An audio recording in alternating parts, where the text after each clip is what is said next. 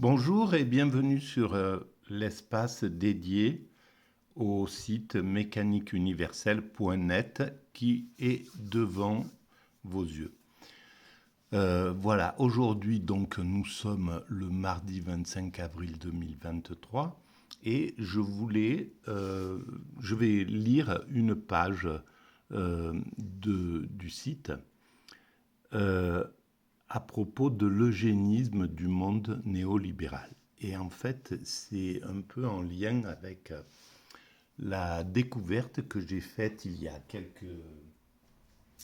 quelques jours maintenant de ma nature profonde, de la nature profonde de mon esprit en fait.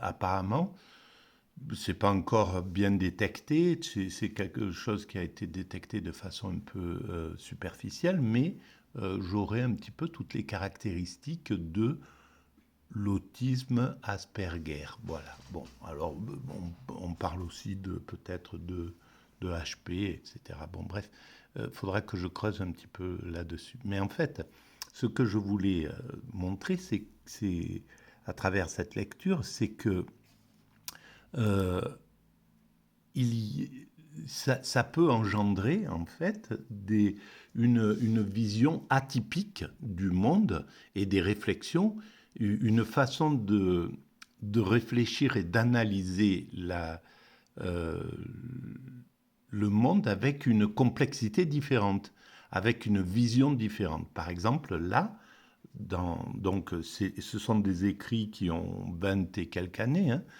Cette page, elle a été écrite en 2001. Voilà. Donc, c'est quelque chose qui peut être un peu dépassé ou qui peut être mis en contradiction, mais enfin, ça apporte quelque chose, une vision peut-être un petit peu décalée, différente, justement, avec cette particularité psychique. Voilà. Et donc, dès le début de la mécanique universelle, donc, quand j'ai commencé à écrire cette théorie qui essaie de démontrer que l'humanité, c'est écrit ici, l'humanité évolue vers son ultime perfection. Euh, Cette ultime perfection, c'est la paix universelle, c'est euh, donc la fraternité absolue, le fait que le monde, ça c'est ma vision hein, de cette finalité, mais en tout cas, ce que j'essaie de démontrer, c'est que nous allons vers une étape, vers une finalité de perfection, mais comme toutes les espèces en réalité. Toute espèce cherche à atteindre son niveau de perfection indépassable. Simplement, les espèces animales vont plutôt porter leur euh, instinct, on pourrait dire, je ne sais pas, cette force, elle va être plutôt dirigée vers la meilleure adaptation au milieu, le meilleur camouflage, la meilleure rapidité, le meilleur fonctionnement social, etc., etc. Mais il a fallu des millions d'années pour parvenir à cela. L'espèce humaine a une particularité tout à fait différente. On s'est distingué des autres primates il y a des centaines de milliers ou voire des millions d'années. Et à partir de là, on s'est mis à évoluer, mais à une allure extrêmement rapide dans l'évolution. On, on a développé le progrès, on développe autre chose. Donc on va bien vers cet état de perfection avec beaucoup de difficultés et de complexité parce que l'antagonisme, la violence, la guerre, la destruction servent aussi euh, à cette évolution vers la perfection. Donc c'est presque un peu particulier parce qu'on pourrait penser que c'est pas que c'est voilà que c'est anachronique en somme. Mais bon, voilà, ça l'est pas. En tout cas, c'est le Notre mission, parce que si vous allez sur la mécanique universelle, vous verrez que il y a la conviction qu'il y a un principe créateur à l'origine de cet univers et qui a organisé, en somme, ou qui a mis la manière dans le mécanisme dans ce monde pour qu'il s'organise de cette façon assez incroyable. Voilà, en tout cas, pour moi, il y a un principe créateur, il y a un but, il y a une finalité, il y a une raison à ce que l'humanité se soit distinguée du royaume de la nature pour rentrer dans ce royaume de la culture et évoluer dans ce sens, dans le sens que nous avons, qui nous fait évoluer, et que nous allons progressivement vers cet état de perfection. Donc, pour finir cette vision, c'est donc la fraternité absolue, la paix universelle, le fait que plus aucun homme ne sera un loup pour l'homme, que plus voilà que l'homme ne sera plus un danger ni pour lui-même, ni pour ses congénères, ni pour la nature. Donc on aura atteint un système, un fonctionnement tout parfaitement écologique. Alors il faudra encore quelques siècles d'évolution, mais on est sur la bonne route, on est sur ce chemin. On voit bien que maintenant c'est le but. Et on voit à quel point c'est anachronique là ce qui se passe. Les cerveaux un peu anciens encore continuent à se faire la guerre, etc. Voilà, les Américains, les Russes, les Américains, les Chinois, les Européens avec le reste du monde, etc. On est encore dans cet antagonisme et dans ce narcissisme où on essaie de persuader les autres qu'on est les meilleurs, le camp du bien, etc., etc. Bon, voilà. Tout ça, c'est juste de l'archaïsme mental, c'est-à-dire on n'a pas ces dominants n'ont pas le niveau suffisamment élevé pour pouvoir comprendre l'absurdité qu'il y a à évoluer de cette façon dangereuse, de se mettre en position d'autodestruction possible sur une planète qui peut être un paradis, qui a tout pour être un paradis, et qui est perdu au milieu de l'univers, parce que c'est ce que nous sommes. Donc c'est totalement absurde de se battre perdus dans cet univers immense.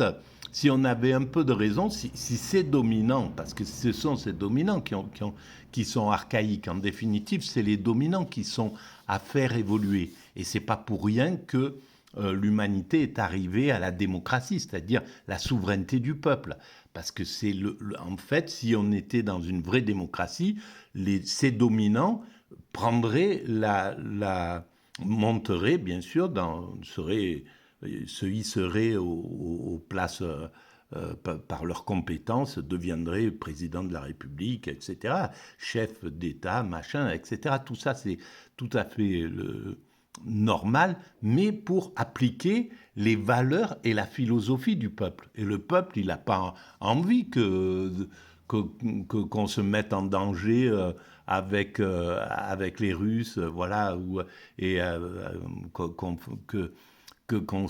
provoque des antagonismes, des violences, des provocations aussi hasardeuses qui peuvent voilà, amener quelque chose d'un peu grave. Bon, en tout cas, on ne peut pas faire autrement. Pour l'instant, le cerveau des dominants n'a pas encore atteint celui de leur peuple, celui des peuples, celui de l'humanité. C'est eux qu'on doit élever, qu'on doit soigner, en somme, parce que les vraies pathologies sont là. Hein. C'est justement quand je parle de l'eugénisme ordinaire,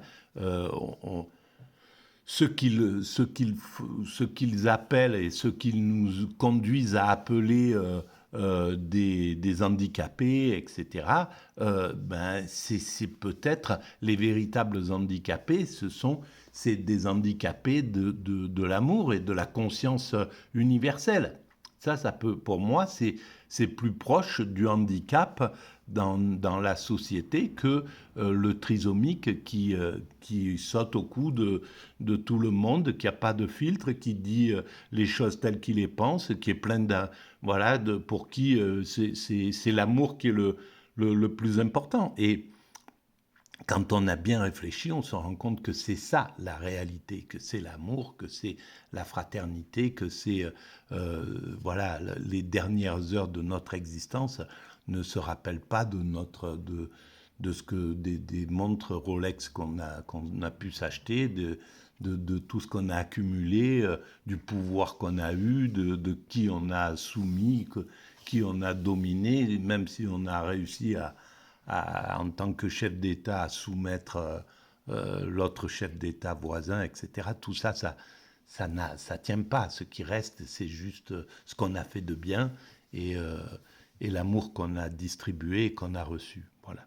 Donc, c'est tout à fait... les véritables handicaps sont là, hein, en réalité. Voilà. Donc, ben, je vais le faire en deux vidéos, celle-ci, pour pas garder trop longtemps les choses. Alors voilà, donc je vais quand même préciser cette vision. Nous allons donc vers cette ultime perfection. L'homme ne sera plus un loup pour l'homme, et on voit bien que on est en train de tout faire, même les choses qui nous semblent les pires, évidemment, ça fait un petit peu peur. Il y a les progrès techniques ont toujours fait peur. Hein, quand le train est arrivé, les gens étaient affolés. Le train à vapeur, même s'il roulait à 30 km/h, c'était pour le monde quelque chose d'hallucinant. Les premières voitures, il n'y avait pas de feu, pas de rien. C'était l'anarchie la plus totale dans les villes. Il y avait des accidents hallucinants. Bon, bref, il y a toujours quelque chose comme ça. Et là, par exemple, la surveillance, le fait que, ben là, l'autre jour, j'ai vu, je pense que c'est en Chine, parce qu'en ce moment, c'est là où ça se développe, mais c'est quelque chose qui est destiné à se répandre. On ne pourra pas arrêter cette mécanique-là. Et c'est clair que tout le monde sera à la vue de tout le monde, sur les réseaux sociaux, dans la rue, voilà, etc. Alors, on peut l'imaginer comme quelque chose qui peut conduire l'humanité à Big Brothers, et puis on peut penser que la société trouvera tout pour préserver la liberté de chaque être humain, que ça sera utilisé à bon escient juste pour maîtriser les pulsions abusantes des êtres humains. Les hommes ne pourront plus abuser, et donc ils seront obligés de se maîtriser. Et d'ailleurs, tiens, ça me fait penser à quelque chose. Quand on a été enfermé pendant le Covid, et qu'on ne pouvait pas sortir, il y a eu une chute, mais vertigineuse, des vols dans les maisons, des cambriolages, des agressions, des trucs, etc. Donc, on voit bien que par obligation, les malfaiteurs ne sont pas malfaiteurs. Et donc, on peut sortir de cette vision où les malfaiteurs seraient pathologiquement obligés etc. Non, on peut arriver à un monde où il n'y a plus de gens qui abusent autrui, c'est clair. On y arrivera. L'humanité arrivera à cela. Ça fait partie de cette évolution. Voilà.